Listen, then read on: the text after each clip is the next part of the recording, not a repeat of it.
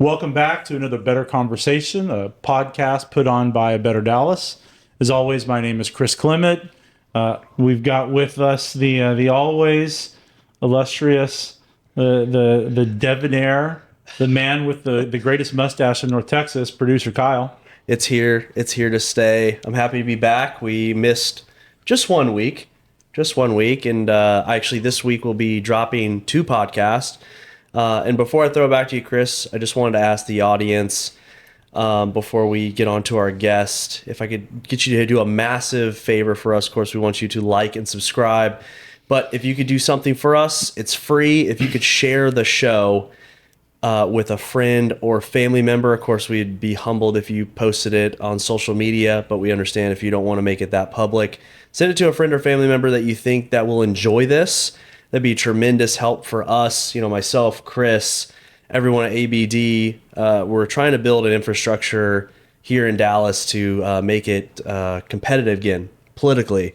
And to do that, we kind of have to build a infrastructure and really a soapbox which local politicians and people that are running can stand on. And the bigger that soapbox, the bigger the message. So if you could please share the show. That would mean the world to us. Thank you so much. I'm going to go further. I'd make it Facebook official. Go public with it. Put it on Instagram. And again, we'll know who our true friends are very shortly. We're still not sponsored by Monster Energy Drink, but If they want to, we're open. Give me a call. Most importantly, we have our special guest here today, Mr. Jose Rivas, who is a candidate for the Dallas City Council, Place 7, and we'll learn all about that, everything that means. But just start off, Jose, thanks for joining us. Hey, thanks for having me. I'm here because I thought Theo Vaughn was going to be here. And I'll try my best. Yeah. All right. So he's not here, but that's okay. I was kind of looking forward to having some cracks tonight.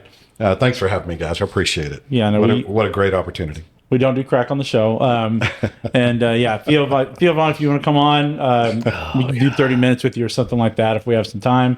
But Jose, again, thank you for joining us. Of course. Part of what we want to have with a better conversation is to be able to talk to candidates, to talk to elected officials, really actually discuss the things that matter to people and not just whatever the hot talking points or the pundits want to get into. And I know one thing that voters are always very interested is knowing who their candidate is. Yeah. So would you mind talking to our audience a little bit about, who you are, what your background is? Sure.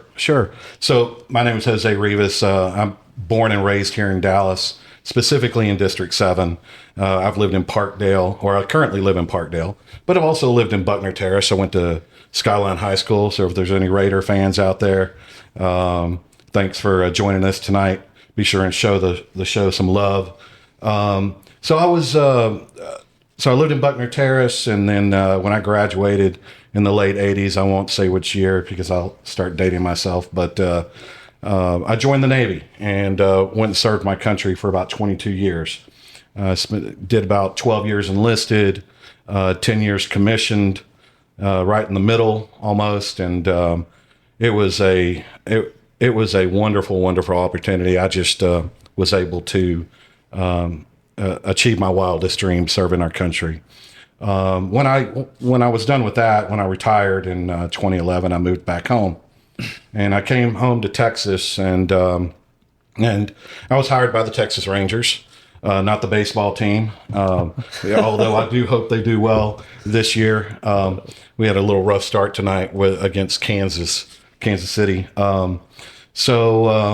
But I spent about 6 years as their tactical lead planner, working with our statewide SWAT teams and our SWAT team up here in Dallas, doing some warrant services and taking care of our community, making sure that cartels and drugs and human trafficking were taken off the streets.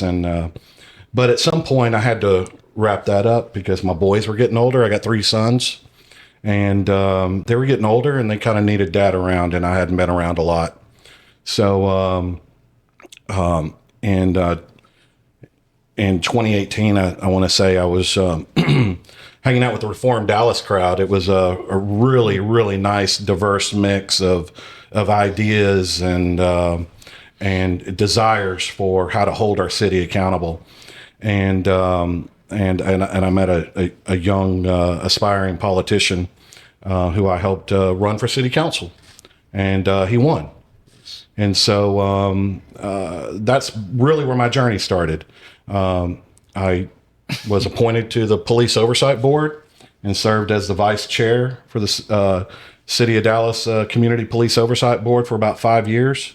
And I really enjoyed that work, trying to take care of our residents, represent their needs, but also make sure that our police were treated fairly in the process as well.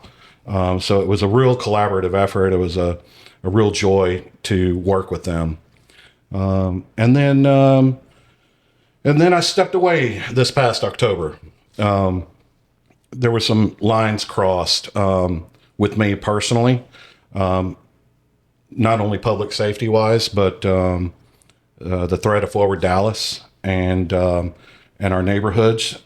And not that density is very important. We need to do that. But I just didn't like the whole city blanket approach to the governance and the policy making. I felt it was too broad, and so I decided to run. I decided to throw my hat in the ring. Hey, did you know of Better Conversations on social media? You can find us on Instagram, Facebook, and X. Following us will not only keep you up to date on our latest podcast drops, but will also keep you informed on current events around DFW, including election news, volunteer opportunities, and social events like late cleanups on Saturday mornings or our happy hours throughout the month where you can meet like-minded people in a fun social setting. You can also meet local politicians and activists that are our guest speakers. Follow the links below to connect. Well, that's great. Well, I mean, there's a lot to unpack there with that answer. You've certainly done a lot with your life. I guess the first question you brought up the Texas Rangers law enforcement and Texas Rangers baseball. Our voters probably want to. Are you a Rangers fan? I am. Okay. I am. But I must say, I really do. For my time in the Navy, I was stationed in San Diego. Knew it. And I spent a lot of time at the Padres games. I've been to more Padres games than I've ever been to Ranger games. And while the Rangers is, my home team and my home state, I pull for the Padres too. I really do. It's all those free MWR tickets. No. Well, yeah, sort of. Yeah. All right. What does that mean? I wasn't a Navy guy. Help me out here. Like they give like free tickets to go to this game and that game and this concert and whatnot. So yeah, if there was a base here, they'd give a bunch of Dallas Stars tickets or something like that. Okay. So and then you show up in uniform and they salute you in the fifth inning, or nothing like show that. up. You just show up and have fun. Yeah, they just say, "Here you go." I think the thing is a tax write off for whoever gives MWR the tickets is what it could be. Is what I think it is. Yeah. I haven't looked into that, so I think call it's me fake news. I think it's a great way for a team to show their thanks to the servicemen and women who are in that city, supporting them. And I love that town. I love going back to San Diego as much as I can, which isn't very often, and not as much as I'd like. But I love baseball. I really do love baseball. That's one of my favorites. And so I'm looking forward to going to a bunch of Ranger games this year. Did you get a Tatos hat? Am I allowed to answer that? Yeah, I did. My wife asked for a shirt, and so I got her one. And I ordered a hat, and it's on the way. That's great. So, yeah. I think I have to get one of those as well. All right. The other big question that I feel like is sort of a, I don't know, it's almost like your foot in the door if you want to be in elected office in Dallas. Yeah. What are your thoughts on the Luka trade? Oh, wow. I understand. I love basketball, but I'm more of a college basketball. So March Madness going on right now is kind of my thing. My wife is in purgatory, having to watch all these games with me every night. So I'm not a big NBA fan. I think I was when I was in San Antonio because I just love the Spurs. Well, you lost a lot of votes I there. know. Oh my I know. God. But here's the deal. Cut his mic. Are we going to edit We're this done. part? This is it. Well, no, the thing is that, I was stationed in San Antonio when you had Tim Duncan there and you had Ginobili and Parker and Genobi's the bald one, right? yeah, I think big so. bald spot? Okay, The yeah. Italian guy. So yeah, it was just a really, really great team. And I just think for whatever reason, I think NBA was different then. But wow, what a colossal misstep on the whole Luka trade. I mean, I don't know the ins and outs and who am I to judge, but yeah, I kind of wish people were a little bit more upset about our local governance than they would be about the Mavs trade. Although I get it. Yes, if people gave 10% to governance than they did whatever trade was going on or what the Cowboys Yeah. were doing or whatever, Right. our society would look, I'm guessing, a lot different, possibly better. But then again, it's like maybe it's a good thing that they don't pay attention. I don't know. I'm split down the middle there. If you've ever gone online and seen people's sports opinions, Yeah. I don't think the government would necessarily be better if all those people were giving governance opinions. But Right. I mean, there are people out there that legitimately think that LeBron James is better than Michael Jordan. I mean, that's insanity to me. That's their opinion. Yeah. Yep. And Yeah. I'll just leave it at that. Well, I don't want, I'm not entirely comfortable with people that think that voting, It doesn't show good judgment.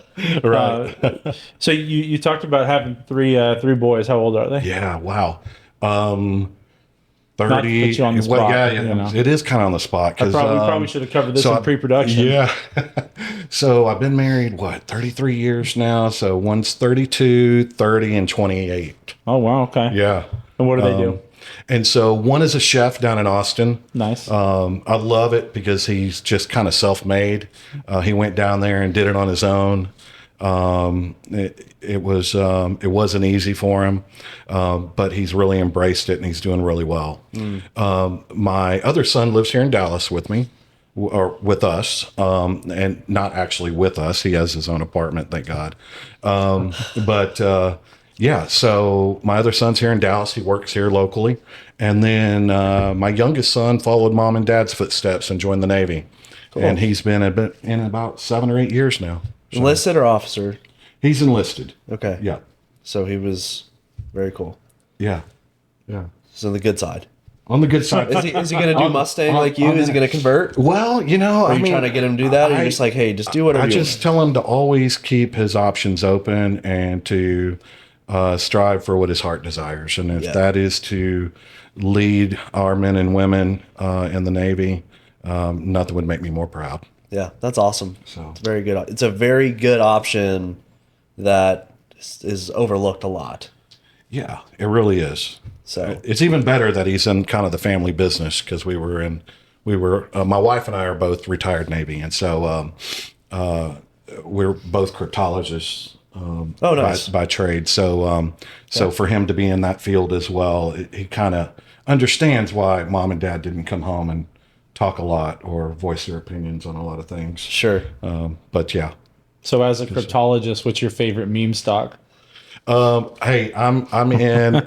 I really try to stay away from those because I just see a lot of FOMO and a lot of people getting burned on those. Yeah, I say stay away from the meme stocks. Kyle rolled his eyes real big at me. No, I 100% agree You have a favorite with that. meme stock? I don't. All right. I did the You Doge seem like thing. I was about to say, you seem like a Doge guy to me. when it first happened, Yeah. and I made a little bit of money on it, and then it was like that one first coin, and then everything else. I was like, I'm not touching any of this Right. because it just all ends up being an absolute scam. And You got to be really, really careful. I mean, yes, just be really careful. Just be kind of pragmatic and smart about it. Yeah. Keep your eye out for a better crypto, our new crypto coin. We definitely won't pump and dump it. I definitely won't do a rug pull on you. Oh my gosh, yeah. It's a long-term coin. I got diamond hands with the ABD cryptocurrency, especially when Y'all Street moves to town. Yeah. So you're one of the things actually that Kyle brought up that I'd be interested in your thoughts. You hear a lot, especially, there's a lot of school choice. There's a lot of public education debate going on right now. What would you tell a young man or a young woman getting out of high school and considering whether they should, go get a 4-year degree or go serve in the military or anything along those lines? Yeah, so I have an opportunity to talk to a lot of youth right now. And I just have to say, interrupt you. Yes. Kyle was a recruiter, so this is going to be sort of a competition. Who's bringing home the most 18-year-olds? Yeah, I mean, there's benefits. The way you said that was just really weird. Oh, that's why I said 18 and not 17. There's benefits to both, though. Like, for example, when I joined in '89, it was.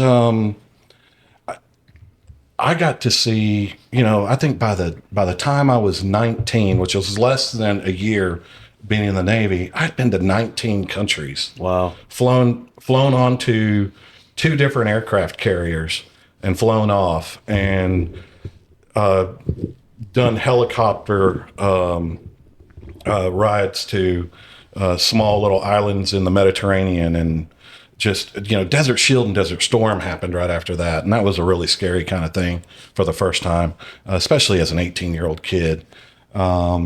So much experience was packed into such a small frame of time. Whereas, like a bunch of my friends were going to UT or North Texas or A&M, and, they had basically just gotten through their first year of college. Right. And so I think it's a trade-off. It's definitely a trade-off. I look back on it when I see, like, one of my cousins is a freshman at University of Arkansas. I just learned. And I think it's really cool that he's getting to go there and, pledge. I think, is that what it's called? Pledge of fraternity? Yeah. Right? Because I've never done that. But he's able to go and pledge a fraternity and go to the basketball games and the football games. And that's a really cool opportunity too. And so I say, whichever way you want to go, just know what you're getting into. And so I love travel. I love being active and involved in doing things. So for me, at that point in my life, I think it was the right move for me. I would just like to see a Sea Whiz in action in person. We've done that so many times. Yeah, Have you? I have not been stationed on a ship, but they tested on me. I've seen them tested. So for sure. You want to hear a really crazy story? When we went out to Hawaii, I was on a destroyer out of San Diego, USS Higgins, first to fight, plank owner. So we're out at RIMPAC doing some testing and doing live fire. And so we get this crazy idea. I take my camcorder out there, and my best friend on the ship, Tracy, so I'm definitely going to send this to him so he has it. There you go. But we would go out. He would go out with his camera. He was the intel guy on, one of one, right? He was the intel guy, and I was basically like his sidekick. And but anytime we went out and did these shoots, they had, the major contractors had these like super high speed cameras mounted on the deck of the ship so that they could catch a missile shoot. Right. Like, fractions of a second. And so you could get great pictures and video and all that stuff. And I'm out there with this little Sony Handycam. And so we're out on the bridge wing, and we're out there for multiple days doing this. And all we have is these little yellow foamies, earplugs, and little cans. That's all we have. And we're standing out on the bridge wing. And literally it's just when you're watching it on my camera, it's a puff of smoke and it's gone. Yeah. Right. And so I think I lost my hearing. So if I start talking loud, it's because I think that really affected my hearing. I believe that. Yeah. I think there's a lawsuit going around for those little foamies, by the way. Yeah. So it definitely wasn't enough. I would not. I would do it again, but because it's just really cool to be outside the skin of a ship. And I hope I don't get anybody in trouble by saying that. But all of my captains are retired, and they were fantastic guys. So, yeah, leave them alone. I've heard, I didn't serve myself, but I've heard from many that did that, like, one of the biggest things that civilians don't understand is how loud the military is. Oh God, yes. I mean, just being inside the ship it's loud. Yeah, it's crazy loud, and but you get used to it, and then all of a sudden it's you come out into the real world, and it's kind of like, huh? kind of quiet. Can you speak up a little bit? Yeah. Well, you bring up speaking up, and you've spoke up in a big way. Sure. By deciding that you want to run for office. Sure. You've chose to run for office in District 7, Yep. Dallas City Council. Would you mind sharing with our audience a little bit about that race? Sure. Just in general terms to get the scene. Okay. So the reason I decided to run, I think I might have mentioned it earlier, was Forward Dallas is what really spurred me to run. Most people would think, well, you're in District 7, so wouldn't you be running on public safety? It's like, well, that's super important. And I'll tell you why here in a second, but it's really Forward Dallas and our neighborhoods, right? Our neighborhoods have been there forever, a lot of them. Mine in particular was established in 1926, and then there's a bunch of others like Buckner Terrace that were, maybe in the 70s or 60s or something.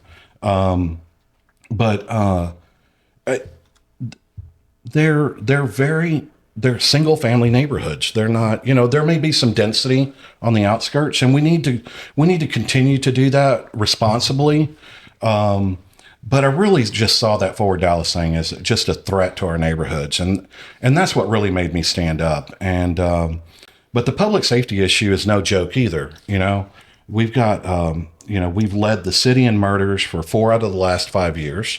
And then when I started hearing about all the statistics of violent crime is coming down, and it may be for the first 2 months of this year, but our district specifically has led the city in violent crime 5 out of the last 5 years. We're number one. I don't want to be number one in public safety threats. I want to be number one in economic development. I want to be number one in responsible development, density, or as some like to say, gentle density. Depends on whether it's being gently done to you or not, right? I want to make sure that we're number one for positive things like bringing back Fair Park. Back in the day when I was a kid, we used to have the Texas Jam. Yeah. Every year at Fair Park. There used to be major concerts, events. We used to have a hockey team that played at the Coliseum when I was a little guy, right? Dallas Blackhawks. Shout out to those guys. We used to have all these things, and and we don't anymore. And it's kind of fenced off, and from the surrounding communities, it's not welcoming. We use it for the state fair, which I absolutely adore. We need and love the state fair. Oh yeah, you just lost Haley Kyles' vote. Oh yeah. Well, okay. I'm sorry. Be it. I know she's been big and supportive of you, but whew, Right. pumping the state fair up, that's dangerous. I do love the state fair. I love taking my granddaughters there. They get to ride a lot of the rides that I remember riding when I was a little kid, and I get to make those memories with them there. They're just now, my little one is 7. She's just now kind of starting to get into the whole scary house kind of thing, fright house thing. But they love that slide, big slide. So I just want to be able to bring back opportunity to Fair Park and to our district with businesses, restaurants, grocery stores, and events at Fair Park that are welcoming to the whole city. But I want our residents of the city to see and know that it's safe to come there. Yeah. And so we've got to be able to turn the ship around on public safety. Well, it impacts everything. It really does. You bring up a lot of different issues, and we'll break those down a little bit. One of the things I want to make sure that voters understand, So how many candidates are running in your race? So there are 5 named and 1 write-in. So a total of 6. And we won't name them. No need to. Yeah. But one of them, who is the current city councilman in District 7? Yeah, that's Mr. Basildua. Okay. Yeah. And I don't know. I'm trying to be gentle about this. Earlier, you were talking about being with Reform Dallas and helping a young up and coming political candidate run for office. Sure. Was that Mr. Basildua? It was. Okay. It was. So for our voters at home, right, you're telling them, hey, they need to pick you instead of Adam. What was it that clicked for you that, hey, this guy that I supported, Right. not only do not support him anymore, but I'm going to run against him? Yeah, so it started really early on with I know a lot of people like to say defund the police. And it probably was that. At least that's what it appears to be, right? I mean, if you take money away to do other things, Right. I get it. You're taking it away from the police. Now that money, I think, went to right care and some other things, maybe some technology. But we could have taken that from underperforming areas of city offices to do that. We shouldn't have touched the police budget. Right. And I know a lot of people are going to be like, well, you lost my vote. I don't think, but I mean, we're down, from 39 to 31. So we're down 800 roughly. Yep. And it's, people are feeling it. Right. They're feeling it. They're seeing a lot more shootings and murders in areas where it used to not happen.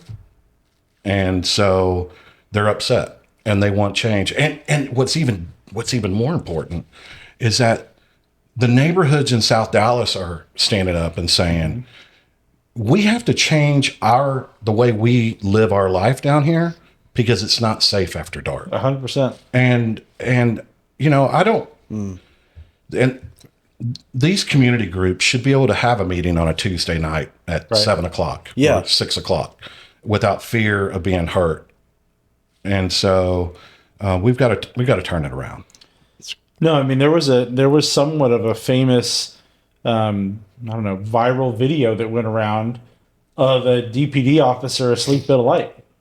I don't know if you saw that. Yeah. No, I didn't. It was a I police didn't officer see that. Yeah. in South Dallas, and he, in his car, in the driver's seat, Sleep just alone. full on asleep. So Wow. and I bring that up just to say, you talk about residents feeling it. Well, our law enforcement is feeling it. Yeah. Right. When you're that understaffed and you're that spread thin, like, Yeah. you're going to have somebody working, long shifts and falling asleep in the car, not being as ready as they need to be. Yeah. Yeah. They're getting overtime and stuff like that. But I mean, think about this. If they want to take leave, they want to go on vacation, one, you got to fill the gap, right? They're entitled to that vacation, but some people won't take. I know you've probably experienced this in the Navy. The watch bill is short. Yeah. I could take leave, but you almost feel bad about doing it because you know what you're leaving your brothers and sisters to deal with. Correct. They're dealing with that shortfall of manpower, or if you're really vested in this, which I think a lot of police officers are, they know what that means to the community. Right. They know what that means to the call center. I mean, it has just such a large trickle-down effect. Yeah, and it's really just stress testing every part of the force, right? From their families, their pension, their time off, and there's just a lot of uncertainty, and uncertainty does not help with recruitment. It doesn't help with retention, and so I don't know how this pension thing is going to play out at the state level, but we could have some really hard times ahead, and so it's really important that we address that in a positive way. We're going to keep going down the path of talking about public safety. We'll get back to Forward Dallas. Well, because I want to ask, one of the things I'm curious about is, I mean, you were on the police oversight committee Sure. in the midst of all the turmoil that happened 29, right? You said 2019, 2020, 2021, 2022. You know, what is it like serving in that capacity while you're watching your city council member not being supportive of the police at all? Yeah. So listen, I will say, look, I marched with my councilman along with DPD because they actually did a blue walk for, I think, Mr. Floyd. And I think we walked from DPD headquarters to City Hall. And I think it was a great show of community support, showing that, you know, the community and DPD were together in this, right? Because, you know, what we all saw on TV when that went down was, you know, just it was cringe. It really was. I mean, and that's not, you know, that's just that was just a terrible thing to watch on TV happen to a person.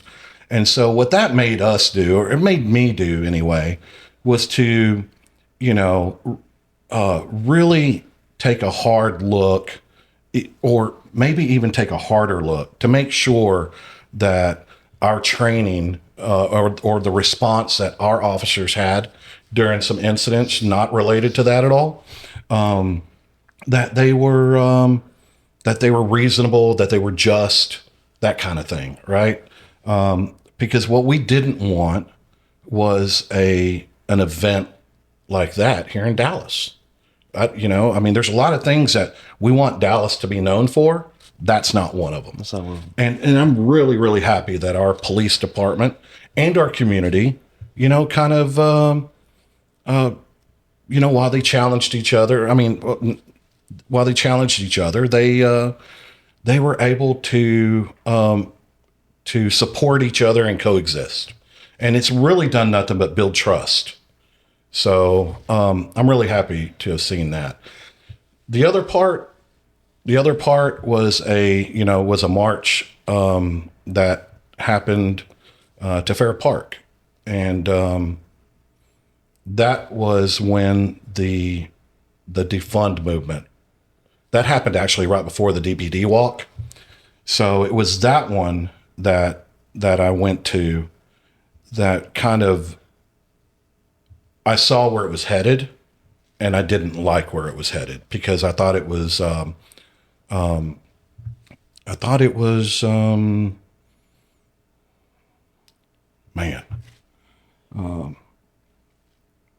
made it very volatile when it didn't have to be. It's like the volatility was rising, and I didn't like seeing that.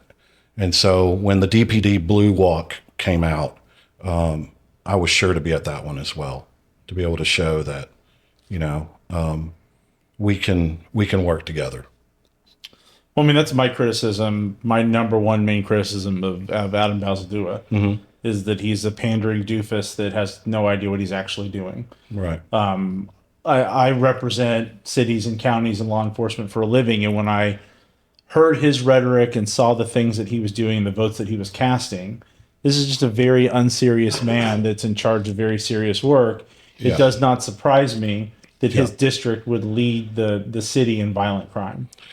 How would you be a different council member than Basil Doofus if you're put into office? Well, first, I'd like to say that he's my opponent, and I don't want to use or condone that term for the councilman.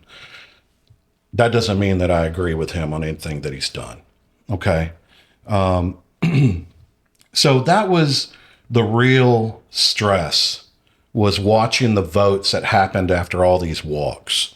That was the real stress, that I tried to speak with him as a friend, as a major supporter of his campaign. You know, I felt like I had that I had earned to have a one-on-one with him on that, and it just it didn't connect. He's a very headstrong young man, and I think what I bring is maybe a little bit more level-headedness, a little more maturity when it comes to looking at the second and third order effects of a decision being made, especially when it's made based on emotion, and it impacts our city in the way that it has, which we kind of knew it was going to do this. And so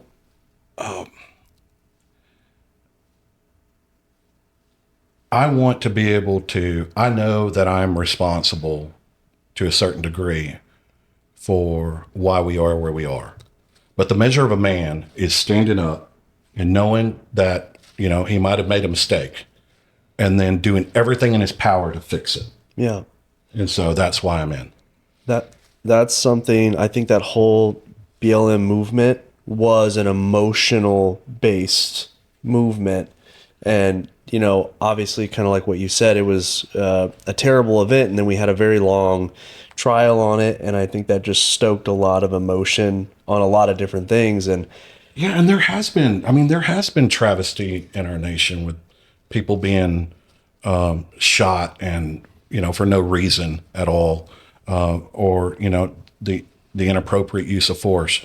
But, you know, and Dallas has had a couple of those, especially like during some of the riots, right? Mm-hmm. There was, and I remember this because I was on the police board, oversight board, and it was during one of the riots downtown, and there was a young lady who had come out of a grocery store in downtown, and she was walking with her bags, and she took a rubber bullet to the face. And I had a major problem with that. And I wanted to know what the training was, and I never got an answer for that.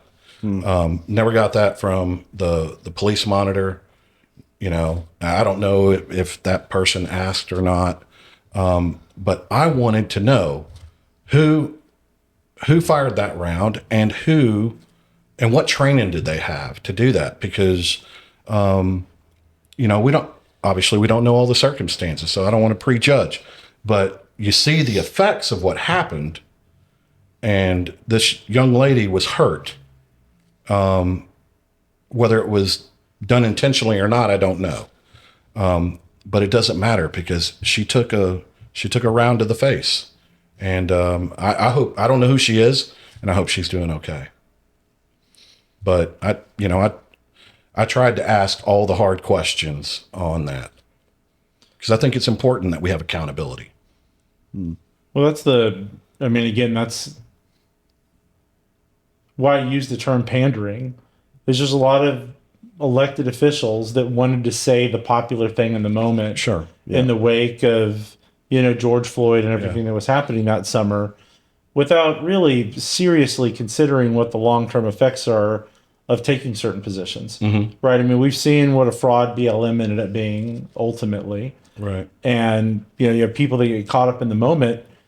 Yeah, if we're talking about the need to improve training in the police department, to have more officers so that the officers that are on duty can be sharp, can be focused, well-rested, all of those sort of things. But yeah, it's real hard doing that when you want to start cutting the budget, or you don't want to increase the budget and you want to move the police budget to pay for other things or what have you. Yeah. This is where, you know, city council members just do idiotic things that negatively affect their district, their city as a whole. Right. So one of the things that we talked about a little bit earlier before we started on the podcast was the need to hire more law enforcement in the city of Dallas. So with your experience, if you were on the city council, you know, what sort of guidance would you try to give your other members, or would you want to keep in mind when hiring more law enforcement? Yeah. So, well, first, I wouldn't cut overtime, because otherwise, where are you going to get them? Mm-hmm. Second, I would be looking at. Man, I just lost my train of thought. So I'll give you a second to think about the overtime. Yeah. Police, when you look at the salary of a police officer, a lot of it, police make significantly more than that based off of overtime. A lot of police officers know they're going to have, they're going to do their, whatever it is, 50 hours a week, 40 hours a week. Every city's a little bit different. They know they're going to get 25 to 30% more based off of overtime pay. So it's a really big thing when you say, I'm going to take away overtime. A lot of them are like, well, dude, that's like kind of where I pay for vacation, and I pay for my lifestyle off that overtime. Sure. Patrolling the streets. Well, when you don't have enough people, you got to pay it. I mean, Right. you have to. Yeah. Because you don't have enough. The other thing is, they recently lowered the goal of how many they hire, which from 400 to 300. And I say there's nothing wrong for aiming. That 400 wasn't a mandate set in stone. You hire 400 or the world ends. Right. It was a target, and we should have lofty targets for the city. Sure. And so, if we set, if we say, hey, let's hire 400 and we hire 300, okay, but you were aiming for 4. Right. Well, but who knows? Maybe you get 325 or 350. The point is that we've got to hire enough police officers to fill the officers that are leaving the force, because they're retiring. And so, what if you get 300, or if now the target's 300, are they going to shoot for 300? Right. And then get 200, and then we lose 100, 150 due to retirement. Right. So now you've got a gain of 50 or 150. Well, the thing that I've never heard this, maybe you've had, I've never heard a study of here's optimally how many police we would have in the city of Dallas. We've looked at the numbers, we've looked at the number of shifts, we've looked at how we want them community policing. We've done a study, and this is the target number. This is the optimal amount of police in Dallas. Have you seen any work like that done? So you said you were on the police oversight committee. Like, did anybody ever present anything like that to you? No, ours was our work predominantly dealt with resident complaints. That was I would have loved to have been able to go into, being able to work with our public safety committee, at least be able to recommend something saying, hey, how can we beef up hiring? Or, but our scope of responsibility is very narrow, and it predominantly deals with addressing resident complaints. Well, it sounds like me, you have also not heard some number thrown out there, right? Hey, here's the optimal amount for police the in ordinance, Dallas. Until after the propositions passed, it was on the books that it was 3 to 1,000. Well, I was thinking we're talking about but then that doging- was reduced. Right, we're talking about doging the government. Stricken from the record. Removed. Right. If Doge went and looked at Dallas Police Department, how many police officers should we have? Not just the ordinance. Like, what would be the optimal number that we have? Right. When we're talking about wise public safety, we're talking about running a city well. Well, it seems like that would be a number you'd want to know, because if all we're doing is hiring to replace the people that are leaving, Yeah, we're treading water. We know that treading water. I think I asked that question kind of to support your point of we have to do more than just replace the officers that are leaving. Absolutely. So we have vacancies, right? So we're not talking about hiring more. We're talking about hiring what we should have. Right. Right. And there's a difference, because a lot of people say, well, we don't need more police. And I'm like, okay, you're right. We don't need any more than the 4,000 we're supposed to have, probably. Right. But we have vacancies, and we've got an 800.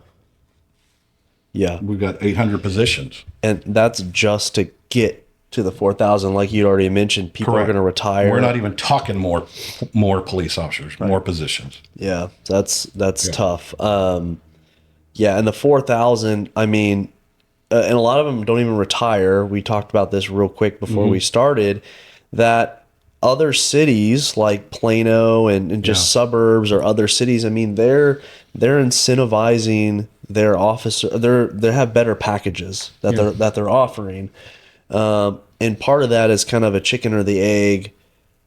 Their cities are safer, so more people want to move there. Their property values are more, so they have more money to pay for officers.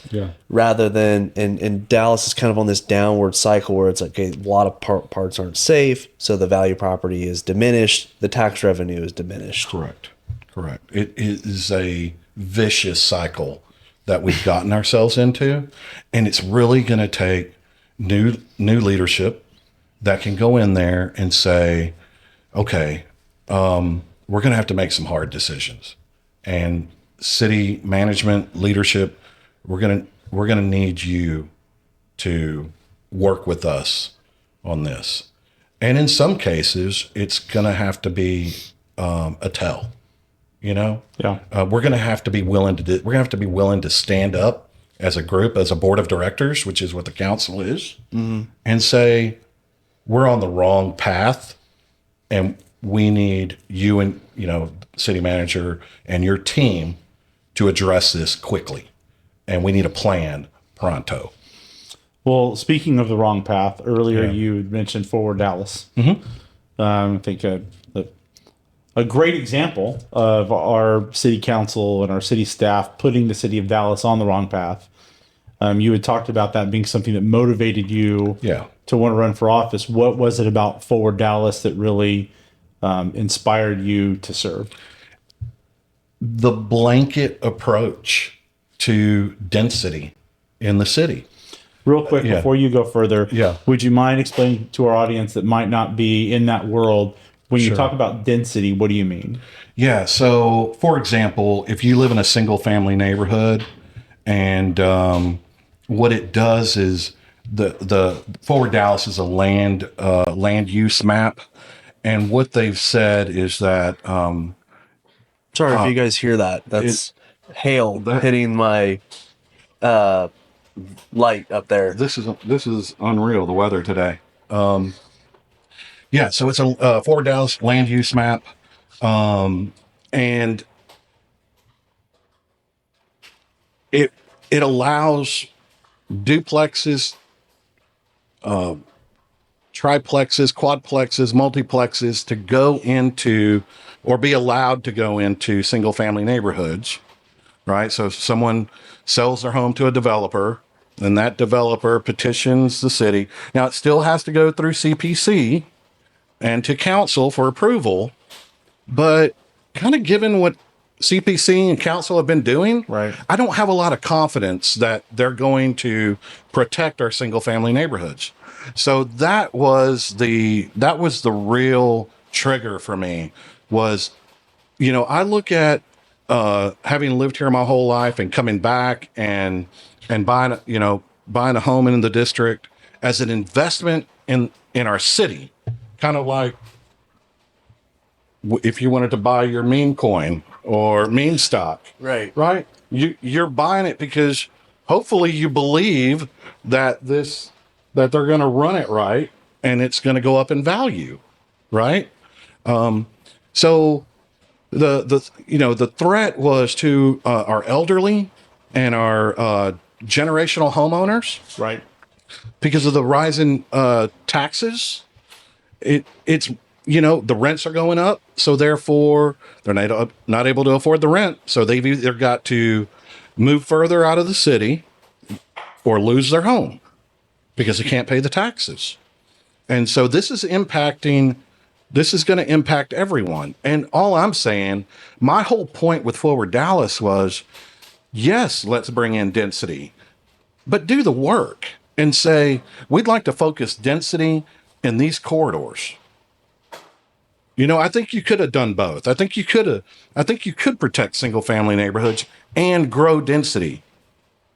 So, and I just kind of saw it as lazy for them to do that. And I don't know, maybe there were outside forces at play that allow that kind of thing to, whatever. But that bothers me. And so that carries over to what they want to do now with parking reform. Right. So parking reform is I think, again, should not be a citywide blanket thing that goes across the whole city. I think it should be like what we do for density, or what we should have done for density, is go, hey, we're going to do a really nice multifamily or mixed use retail kind of thing in this area, which is being developed or torn down and redeveloped. And we should look at some newer urban planning tools to make sure that that project is a success, because the voices of those neighborhoods and those residents need to be heard. Right. And so that's the other part of Forward Dallas, that we weren't being heard. They were not listening. They had no intention of listening, and they made a decision. And so now we've got to live with it. And I just hope that we're able to amend it, modify it, and make sure that it's targeted and specific in areas. I'd like to work with my council members to protect our neighborhoods. All right, everybody, we had to take a quick weather break. North Texas, storms, hail, making sure our cars weren't destroyed. But we're back with Jose, always producer Kyle. Yes. We were talking about Forward Dallas, the impact that it was having in our communities, the impact that it had on you running for office. I want to talk about a couple of the specifics. That way people listening, kind of know what you're talking about. You mentioned single family district. What is that? What does single family mean? Single family is one property, one family. And with Forward Dallas, being able to bring in all that increased density, people onto your street, it's, a lot of people had a really good concerns. I mean, they had valid concerns. Our streets are super narrow. It's going to pack more people in there. The sanitation moving out to the front street. So now you're going to have everybody's trash and very little parking and no passing. And so there's a lot of second and third order effects of that decision. And we weren't saying no. We were just saying, do it smarter. Well, that's the thing. So when you're talking about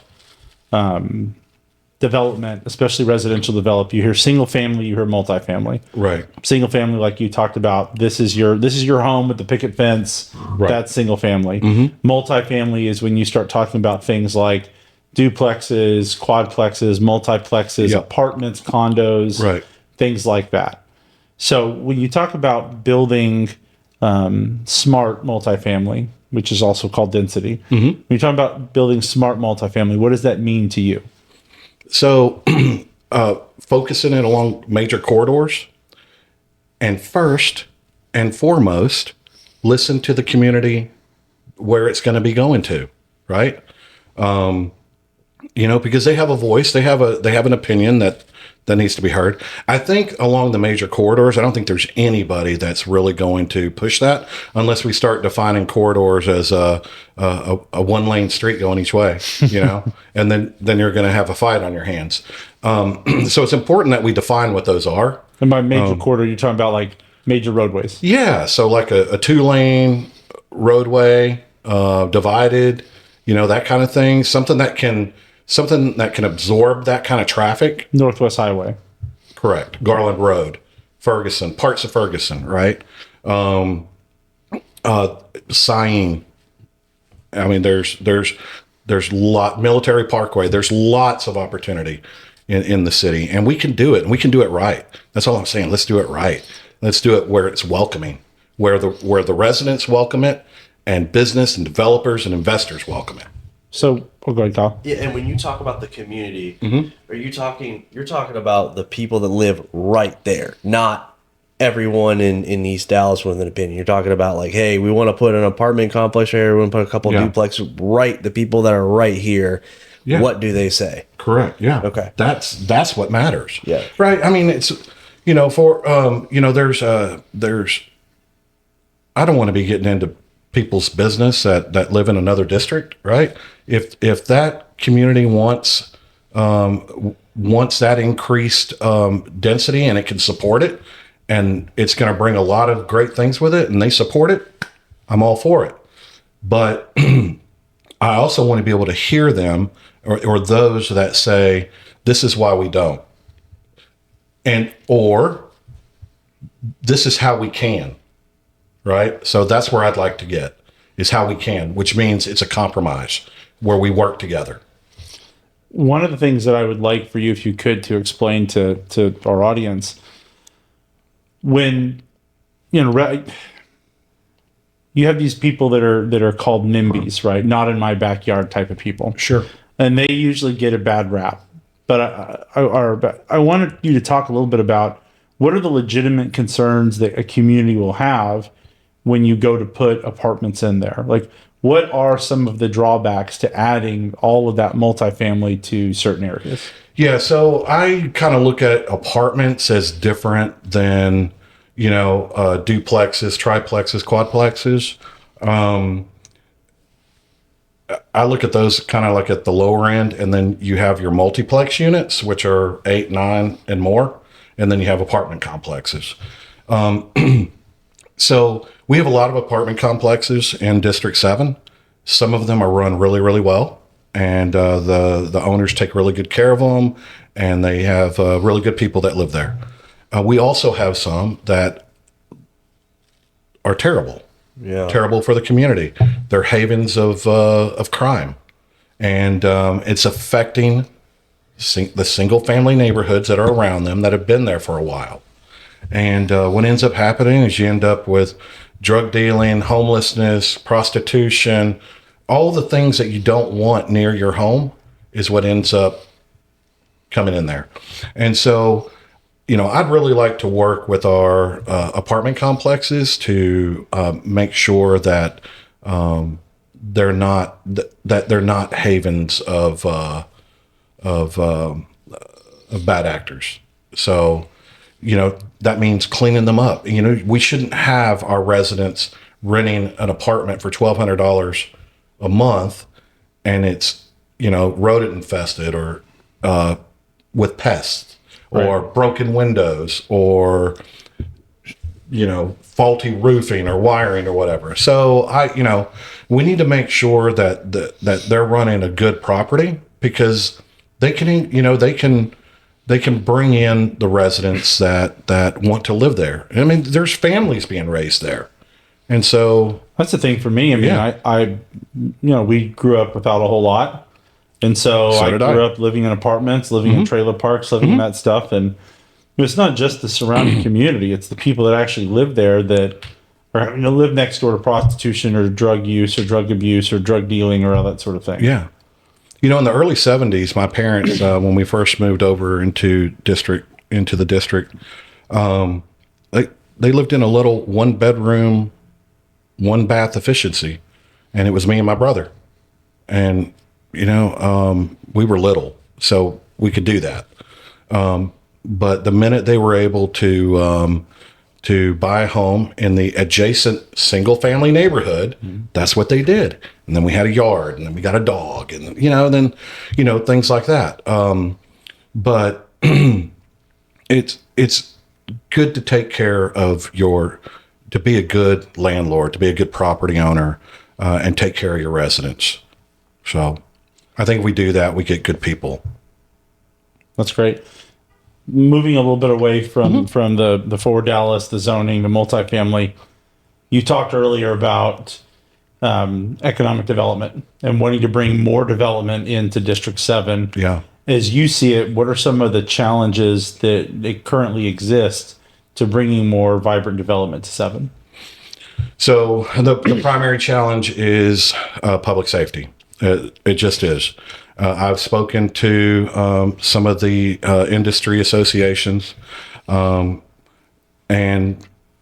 there's been, there's been some concern that it's difficult to invest and develop down there when we have these high numbers of crime, violent crime and murders.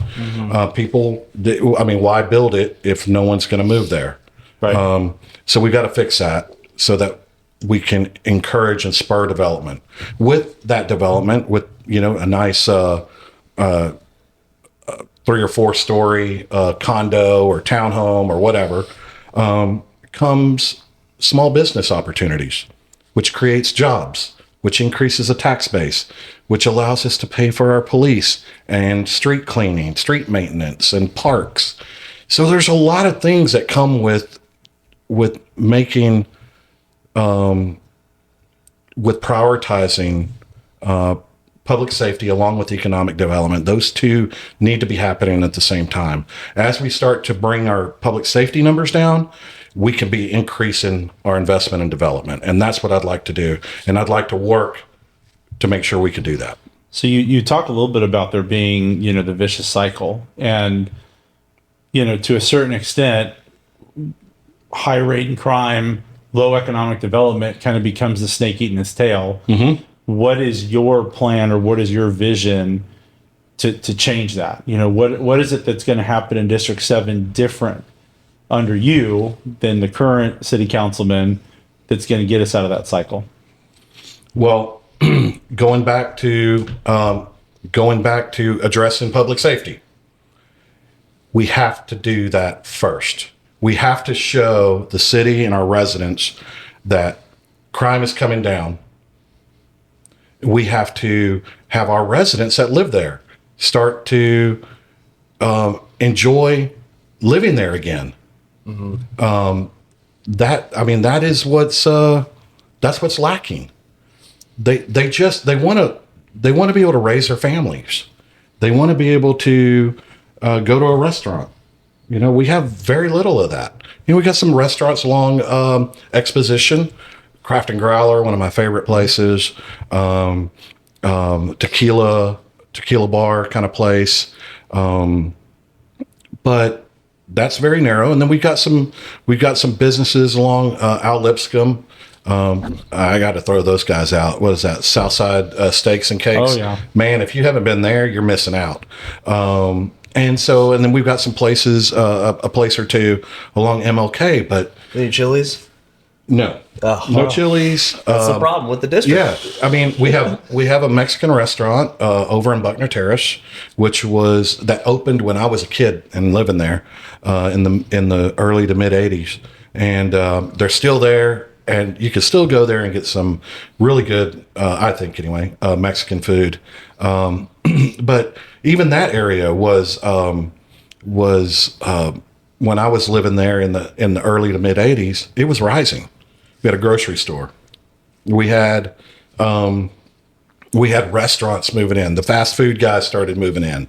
Now, when you go back, it's still the fast food places. Yeah. Grocery store's gone. I know you got Walmart down the street, and thankfully Joe V's just opened up, I believe today. So that's a good win, right?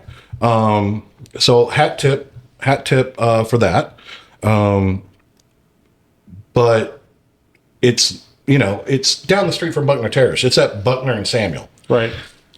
So, okay, great. That'll work. That'll work fine. And I think the residents can be really happy with that, and I'm happy for them. But we've got, I know Ferguson Road. I know the Ferguson Road Initiative is working really hard to build that up. They're doing, they're advocating for all the parks and the rec center and the upgraded crosswalks and sidewalks. And so they're doing a lot of hard work there. And there's some new development going up near Buckner and Ferguson, which is super important. I think there's a little bit of confusion right now between some of the residents in the single family neighborhoods and the development. I've heard some of them say, "Hey, that's an apartment complex." I wasn't part of that whole thing, so not sure who's got the right information. But we are seeing some things, but we've still got hot spots like John West and Buckner. We've still got some growing hot spots at St. Francis and I-30. Right.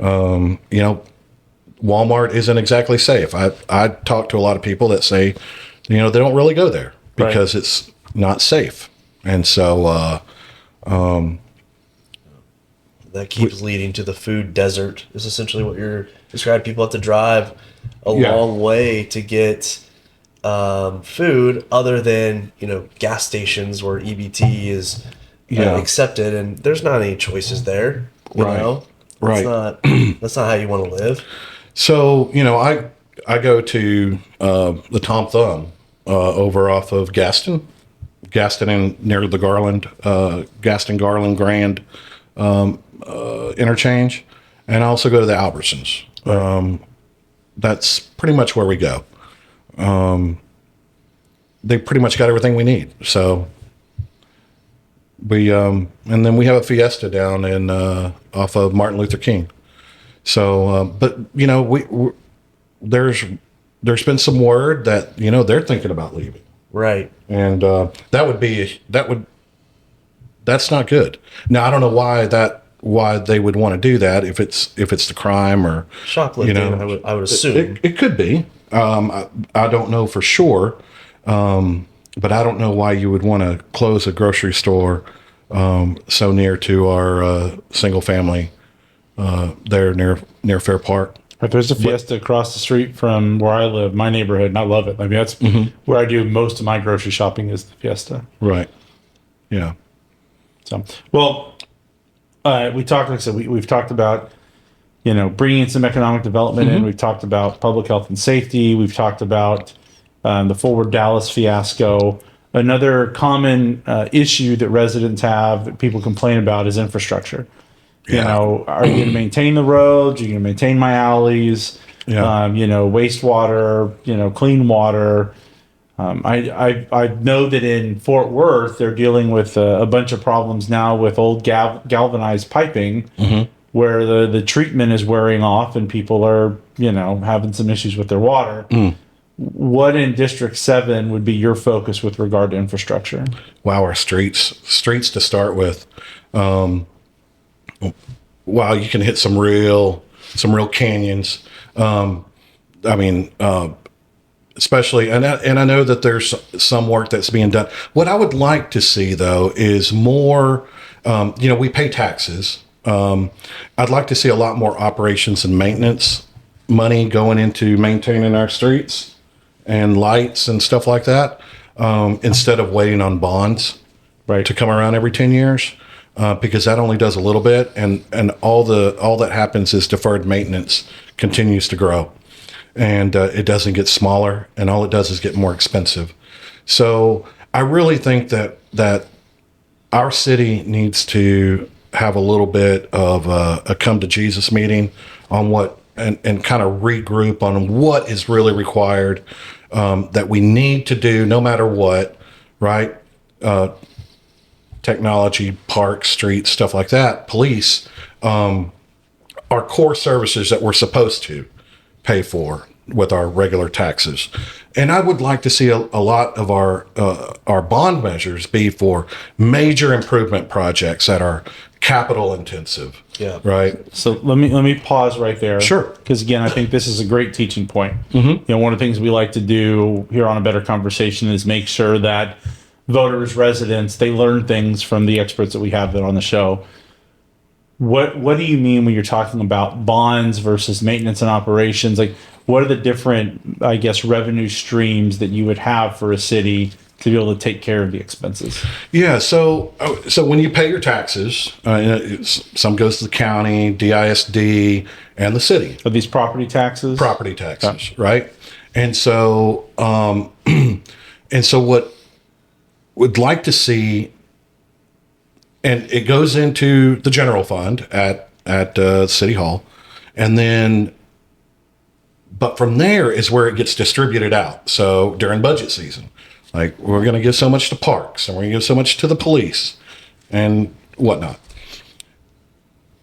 And so but there's a lot of money going to a lot of things, like whether it's housing, right? Or homelessness, stuff like that. We need to make sure that we're getting our bang for that buck, because we need to be able to track that money and find out what it's really doing to improve the lives of our residents. Right. And where it's not, our city manager and city leadership needs to look at that and go, you know what? Maybe we need to reassess that and put that money towards streets or upgrading small community parks or making the quality of life better for our residents.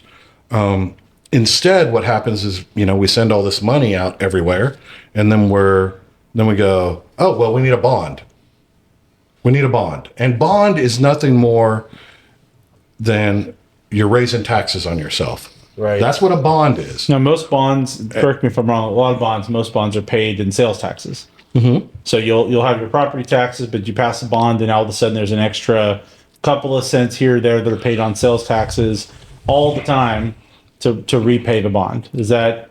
I know there's other ways you can repay a bond. Sure. Like, for example, like the convention center bond package. Mm-hmm. I think I remember that being like a hotel tax increase. Yeah, the hot taxes, Right. hotel occupancy tax, which is paid for by tourists that come to visit our city, rental cars, hotels, stuff like that. But like a convention center is a huge capital investment. So is a deck park. Yep. So is an airport. Those take big pots of money that you need to be able to stretch the loan out over a long period of time to be able to pay it back, right? But to take out that bond, to do a bond measure, and then take $250,000 of that to upgrade a bathroom at a city library, that should be paid for out of your Correct. normal taxes. Well, I think most That people just needs to be would expect- investigated. So Well, it's like right. fraud. I mean, Kyle, wouldn't you expect that? Like, it's naive, but wouldn't you expect, like, yeah, that's part of the budget that the library system would submit is maintaining Yeah. the buildings. I would assume that would be it. It doesn't seem right to have it. This is and then this. I also need that. Well, another example would be like the Dallas Fire Department, right? So they needed one of the firehouses needed a new AC system that was paid for through the bond. That is regular operations and maintenance. Right. That you plan for. We pay taxes, but it's being used in other ways, and that maybe we should reassess and see if we need to keep doing that. Too many it's too many promises. That's the problem, is that there's too many promises in the laundry list of we can do this, and this goes on and on and on. And I mean, you start housing a bunch of people and you start doing this and that. Every single thing people bring forward has some validity, but the reality is, just like in your own home, you only can do so much with what you have. You can't keep promising everything. Yeah. At some point, you run out of money in your wallet, and you pass the bond package. Then you pass a bond package. Yeah, it's like taking taking your credit card to go buy groceries. Yep. Because your regular budget was eaten up by fast food. But that also causes a type of flight as well. When you look at sales tax and things of that nature, it's like it just becomes more and more expensive to live inside the city. As these things build up, you're like, my gosh, I'm getting less and less for my tax dollars. It's less safe, and every time I go buy something, it's more expensive. You know what? I might just move up 75. Right. Or I might just move out on 30 or something like that. Yeah. And then you start kind of losing, you're losing people. Well, that's the thing that infuriates me, right? So I rent the house that I live in. Well, I don't have any sort of homestead property tax exemptions. Right. When the county decides that they're going to jack up the value of the house, and the city council makes some sort of like little marginal, we're going to bring the rate down just a touch. That does nothing for me. I'm paying more and more and more in property taxes. And to Kyle's point, it's like, well, gosh, what can I get for this amount of money up in Plano, where I also don't have to worry about my car getting broken into if I go to Walmart? Yeah. There's no doubt. There's nowhere really bad in Plano. I mean, and Plano is safe. Back to the police officer hiring thing, they had a huge push, especially during the Summer of Love, about we're going to hire more police and we're going to pay them a wild amount, base pay. And sure enough, I'm sure you could track it. People left Dallas for the pay, but also because they just fundamentally didn't feel backed by their city. Yeah. So with that, when you look at the pay for Dallas police, for example, and to go back to that for just a short minute, they're paid on par with the major cities in the state of Texas. When I say major cities, I'm talking about Austin, Fort Worth, Houston, San Antonio. But where we're losing them is to the northern, western, and eastern suburbs, Arlington, Garland, Plano, Addison, Richardson, right? Where they pay them more, and their pension isn't in shambles, right? And so that's where they go, and so we're training them here, and then they're leaving. That's it. And it would be wrong. The city has made a promise to our force, our police force, and fire department personnel that they have a pension, and right now they don't have confidence that they really do, and so we've got to address that. And I know the state's working it. I know the city and the association are, waiting on that word to come back from the state, and we'll wait and see. But we have got to quickly address that pension to keep them here. And we're going to have to pay them more if we want more to come here. Mm-hmm. So I want to try to take things in a full circle from what we talked about earlier. You born, raised here in Dallas. You got 3 sons, late 20s, early 30s. How do you feel about your grandkids getting raised in Dallas compared to how it was when you got raised in Dallas?